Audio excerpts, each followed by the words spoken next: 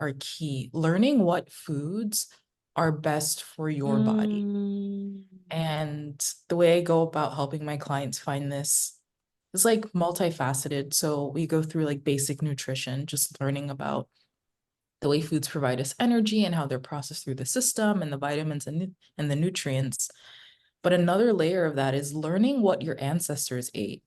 Our bodies remember, our epigenetics, they know what food has sustained that type of body for millennia.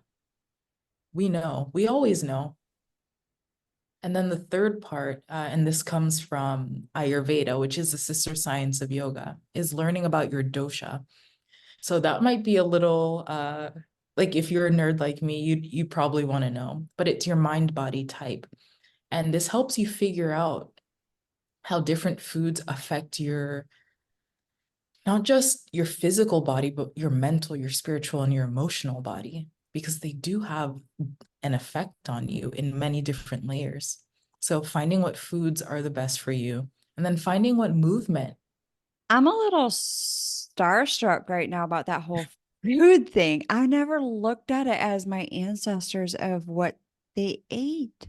I have never heard that before, and that is so interesting. Is that why sometimes when you go to eat a different way, you come back to the way that you have been, especially if somebody is dieting or like healthier choices, but you revert back to this other way. Does that come from just the way that your ancestors ate and it was passed on down to you? It can come from that. It could also be conditioning, but what I mean is like beyond the foods that you grew up with, this could definitely play in a role. But for example, my mom loves cheese, but ancestrally, we didn't eat cheese and we're very lactose intolerant. So I don't feel like that is the healthiest food for me to eat, even though I grew up with that.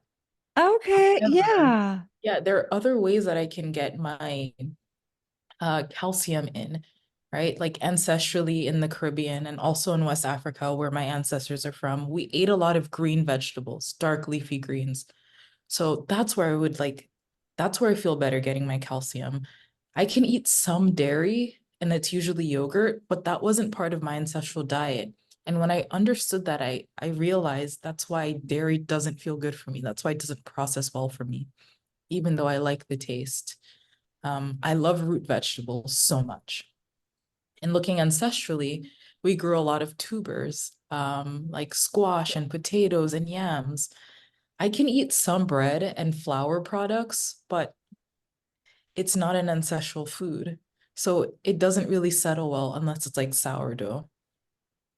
So that's what I mean. Interesting. It's really just Yeah. understanding what foods are, I guess, more indigenous to your ancestral homeland and making that the core of your diet.